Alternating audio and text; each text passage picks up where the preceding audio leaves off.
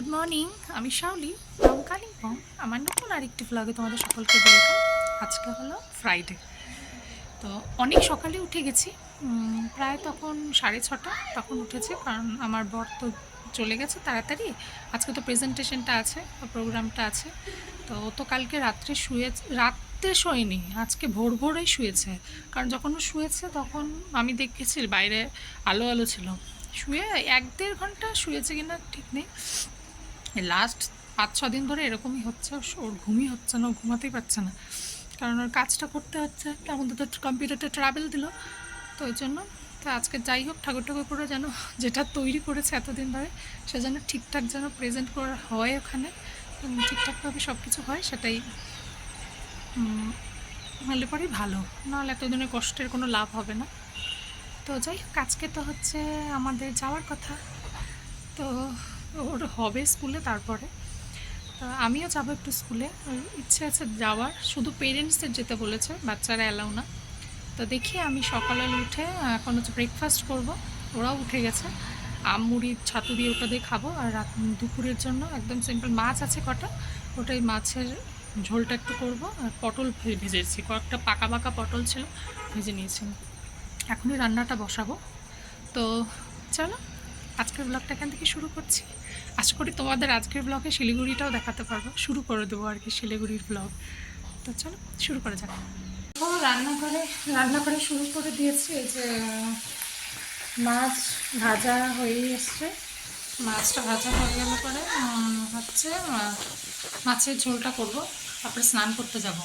সেদিকে আবার এখনই খবর পেলাম মার হচ্ছে জ্বর এসছে কালকে রাত থেকে। কারণ হচ্ছে মা যে এত পুজোর আগে পরের তো একটা খাটনি আছে না, যতই লোক থাক তা বাড়ির কাজ তো যেটা করার যাকে সেটা তো করতেই হয়, সেটা মাকেই করতে হয়। তো মা এত জল ঘাটাঘাটি করেছে। আর আমার মায়ের একটা প্রবলেম আছে, মানে খুবই মানে ছুতে ব্যাপার আছে, ওগুলো তুমি স্নান করেছে আবার, তো ওই জন্য কালকে বিকেলবেলা বলে স্নান করেছে একবার। কী হয়েছে, বকাবকি তো করি কিন্তু শোনে না, ওটা তো যার যার মনের ব্যাপার। তো যাই হোক, জ্বরে যখন কাতরাচ্ছে, কত বড় বড় গলা, শুনে মনটা একটু খারাপ হয়ে গেল। মানে যাই হোক, দেখি রান্নাটা করি, তারপরে দেখা যাক কী করি। দেখো, এখনই স্নান করে পুজো টুজো দিয়ে আসলাম, হয়ে গেছে, আমার অনেকক্ষণ আগেই হয়ে গেছে পুজো দেওয়া। তো ফোন করেছিল বাড়ির থেকে, তো কথা বলছিলাম। মার তো তার মধ্যে জ্বর আসছে, ওটার জন্য বারবার করে ফোন করছি যে কি হয়েছে, ওষুধ খেলো না কি বা কিছু। আসলে আমি থাকলে দিতাম বা কিছু, তো নাই এখন। তো যাই হোক, ওটা শুনে মনটা খারাপ হয়ে গেছে। নাহলে আমার মা তো শুয়ে থাকে না, মাকে শুতে বললেও মা শোয় না এমন। তো যাই হোক, এত শরীরের উপর অত্যাচার, তার তো একটা এফেক্ট তো আছেই। তো বললাম মাকে কিছু একটা খেয়ে, ভারী কিছু একটু খেয়ে প্যারাসিটামলটা খাও, খেয়ে ভেপারটা নেও। তোমার কফ আছে ভিতরে, যতক্ষণ না ভেপার নিচ্ছ, কফটা না বের করতে পারলে তোমার শরীরটা হালকা হবে না। তো আমার তো রান্না হয়ে গেছে, ভাতটা করবো খালি। এই যে পুজো টুজো দিয়ে আসলাম, কথা বললাম, এখনও যে ওদেরকে স্নান করতে পাঠাবো। এখন ওয়েদারও তো এত খারাপ না, প্রচুর লোকেরই এরকম জ্বর সর্দি কাশি হয়। আমার মার তো মানে ওগুলোর থেকে জানা হয়েছে নিজের শরীর অত্যাচার করে এটা চলে আসছে জ্বরটা। মানে জ্বর যে ওরকম খুব একটা তা না, তা উইকনেস, গা হাত পা ব্যথা এগুলো। তো মার আবার নিউমোনিয়ার ধাত আছে, তো ওটারই ভয় পাই। মাকে বললাম তুমি পেপারটা নাও, আর উইকনেস আছে, খাওয়া দাওয়াটা করো। এখন একা একা তো মা বলছে উঠে নিজের করতেও ইচ্ছা করছে না, লোকও নেই যে কেউ করে দিবে, হাতের কাছে কিছু একটু নিয়ে যাবে।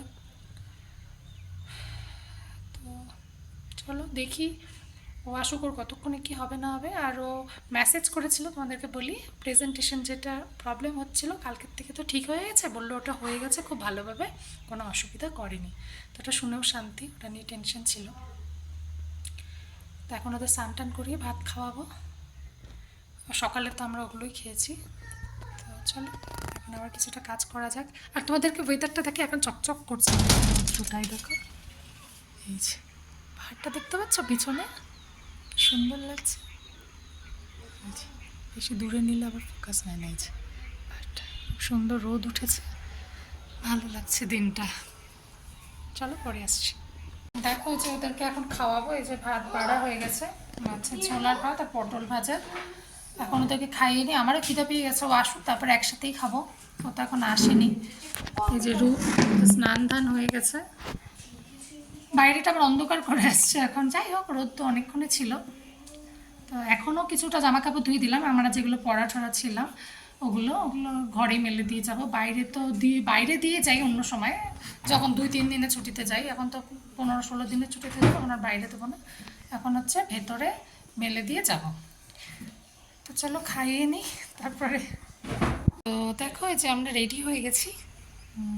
এই যে আমি রেডি, এই যে রূপ হচ্ছে এই যে রেডি, আর এই যে ঋষি এখানে আমার বড়খানে কথা বলছে স্যারের সাথে। হয়ে গেল, ওরা আসলো, আসার পরে ওদেরকে তো আগে খাইয়ে দিয়েছিলাম, দেখালাম। তারপরে ও আসার পর আমি খেলাম। যে এখনও বাইরে রৌদ্র আছে। স্যারকে বলো। হ্যাঁ, এই যে ঋষি, আমরা যাচ্ছি। এখন তো চলো যাওয়া শুরু করি ঠাকুরের নাম নিয়ে। আমাদেরকে দেখাতে থাকবো যতটা পারবো। তো আমরা এখানে বসে আছি, বলছে গাড়ি নেই। এখন তো 3:30 বাজে বাস। ও দেখি কি করে, গাড়ি আছে মানে জানোই তো, লোকজন দেখলে পরে দাঁড়াবে। হ্যাঁ, দেখলে পরে বেশি ভাও করে। তো গাড়ি তো আছে, পেয়ে তো যাবো, যেহেতু তার ঠিক টাইম মতোই এসছি। চলো গাড়িতে উঠি, তারপরে তোমাদেরকে গাড়ি পেয়ে গেছি। বসে আছে, একজন বাকি আছে পেছনে, তাই জন্য ওয়েট করছি। এখনো হয়নি, ভাড়া বেশি যেটাই বললাম, তাই জন্য বলছিল গাড়ি নেই। যাই হোক, কিছু করার নেই, গাড়ি ছাড়ো।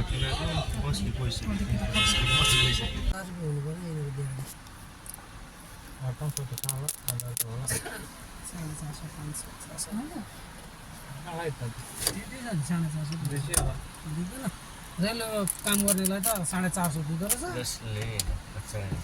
गाउँ बस्तीको मान्छे पुरा उठाएर ल्याउनु पर्छ मधेसीहरू हो, त्यस्तै मान्छे।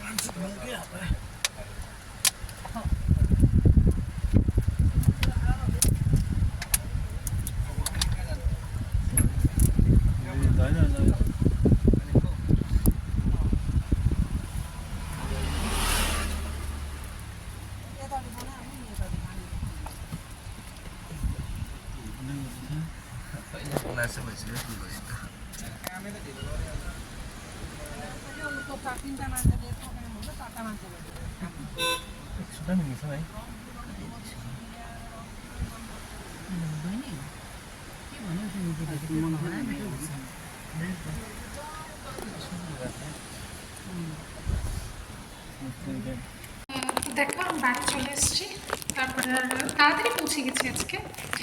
তো বাড়িতে এসে এখন একটু চা পাঠিয়ে দিল, মাটির শরীরটা ভালো না, একটু চা দিলাম সবাইকে। এখন যাচ্ছি হচ্ছে মোমো আনতে, স্পেশালি যাচ্ছি স্যুপটা আনতে, মা খেতে পারবে। আর হচ্ছে ঋষিরও একটা হাত চেয়ে দিচ্ছে, ওকেও দেবো। একটু মোমো নিয়ে আসি সামনে, তারপরে হচ্ছে এসে একটু ডাল ভাত বানাবো ভাবছিলাম। মা বলছিল বিরিয়ানি নিয়ে আসতে, তো আমার বড় বললো যে না খাবে না, ও পেটটা ভালো না, ডাল ভাত বানাবো। ডাল ভাত আলু ভাজাই করবো, ফটাফট গিয়ে নিয়ে আসি। ফ্রেশ হয়ে মোমো নিয়ে আসলাম, খেলাম, তারপরে ফ্রেশ হলাম, স্নান করে নিলাম আগে গিট করে। তারপরে চলে আসলাম রান্নাঘরে, চাল আর ডালটা ভিজিয়ে রেখে গেছিলাম, ওটা এসে বসালাম। এই যে ভাত হচ্ছে এখানে, আর ডাল সিদ্ধ মানে সিটি উঠেছে, বন্ধ করে রেখেছে। এখন কাটবো হচ্ছে আলু। তো চলো আলুটা কাটি, কেটে ভাজা বসাই।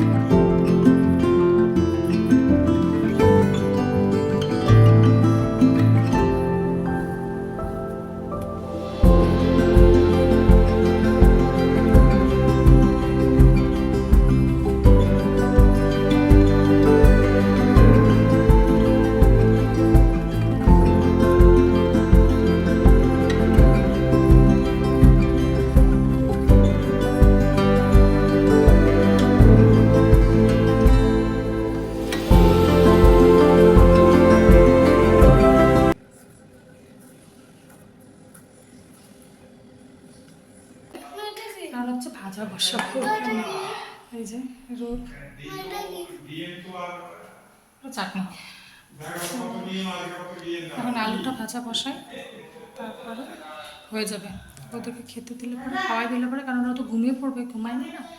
তো ওই জন্য আলুটা ভাজা বসাই তারপরে। তো দেখো এখনই খাওয়া দাওয়া করে আসলাম, ওরা হচ্ছে ঘুমিয়ে পড়েছে। ঋষি ওইদিকে, ঋষিকে আজকে এখানেই রেখেছি, রূপ ওখানেই আছে, কারণ মার তো ভাইরালটা আছে। তো ওই জন্য বললাম ঋষিকে শুতে দিলাম না, কারণ হচ্ছে মানে আমি সাহস করে, মানে আমি শুতে পারবো, কিন্তু ওদেরকে দিলাম না, কারণ ওদের তো আবার মানে কিছু না করেই সর্দি কাশি লেগে যায়। এবার আবার যদি ছোঁয়া লেগে সর্দি কাশি হয়েছে তখন আরেক অসুবিধা। তো যাই হোক, সেজন্যই আলাদাই শুতে বললাম। মা বলছিল যে এখানে আমি আলাদা শুচ্ছি, ওকে এখানে শুতে দেওয়া হচ্ছে না, দরকার নেই, তুমি আর আরাম করে শো, আর ওইখানে শুক।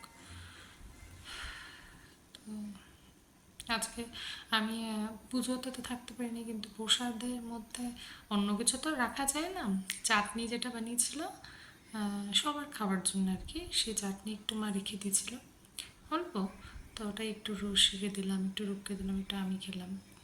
মারা তো রাখেই, অন্য কিছু তো রান্না জিনিস রাখা যায় না, তো ওই জন্য ওটা রেখেছিল, ওটা একটু খেলাম। তো ভালোই লাগলো খেয়ে। দেখি মাকে নিয়ে কালকে একবার ডাক্তারের কাছেই যাবো নাকি, কারণ হচ্ছে মানে আমি বসে থাকতে চাচ্ছি না। তো দেখা যাক। তো চলো আজকের ব্লগটা এখানেই শেষ করছি। অন্য সময় আরও মারা ঘরে অসুস্থ হলে না খুব মানে ভালো লাগে না। তো আমার মারও আজকে এরকমই শরীরটা খারাপ। তো মানুষের শরীর খারাপ হতেই পারে, তাই না? তো কিন্তু সবসময় বলি যেন বাকি সবাই ঠিক থাকে, সবার শরীরগুলো যেন সুস্থ থাকে, এটাই বলি সবসময় ভগবানের কাছে। যাই হোক, ঠিক আছে, একটা জিনিস হলে তো সেটা টাইম দিতে হয় সেটাকে ওভারকাম করার জন্য। তো চলো আজকের ব্লগটা এখানে শেষ করছি। গতকাল রাতে বলেছিলাম, গতকাল রাতে ছিলাম ওখানে, আজকে রাতে আছি এখানে। এরপর থেকে কয়দিন এখানেই থাকবো। ওই বাড়িতে যাওয়ার কথা আছে, কিন্তু শরীরের অবস্থা, মা যদি ঠিক থাকতো আমি চলে যেতাম, আমি একা গিয়ে করে দিয়েছিলাম, তো মার শরীরটাই তো ভালো না। তো জানি না, ওর শরীরও ভালো না, কারণ ও গত 5-6 দিন ধরে যা গেছে ওর শরীরে পড়তে, তো ওকেও টাইম দিতে হবে, আর আমিও নড়তে পারবো না, কারণ এখানেই থাকতে হবে। ঠিক আছে, চলো কালকে আবার একটা নতুন ব্লগে তোমাদের সাথে দেখা হবে। ততক্ষণ সবাই ভালো থেকো, সুস্থ থেকো, ব্লগের জন্য ওয়েট করো, আর সাপোর্ট করো আমাকে, তোমাদের ভালোবাসা দিও, চ্যানেলটাকে সাবস্ক্রাইব করো, লাইক করো, কমেন্ট করতে কেউ ভুলো না। তো চলো কালকে আবার দেখা হচ্ছে, সবাই ভালো থেকো, সুস্থ থেকো।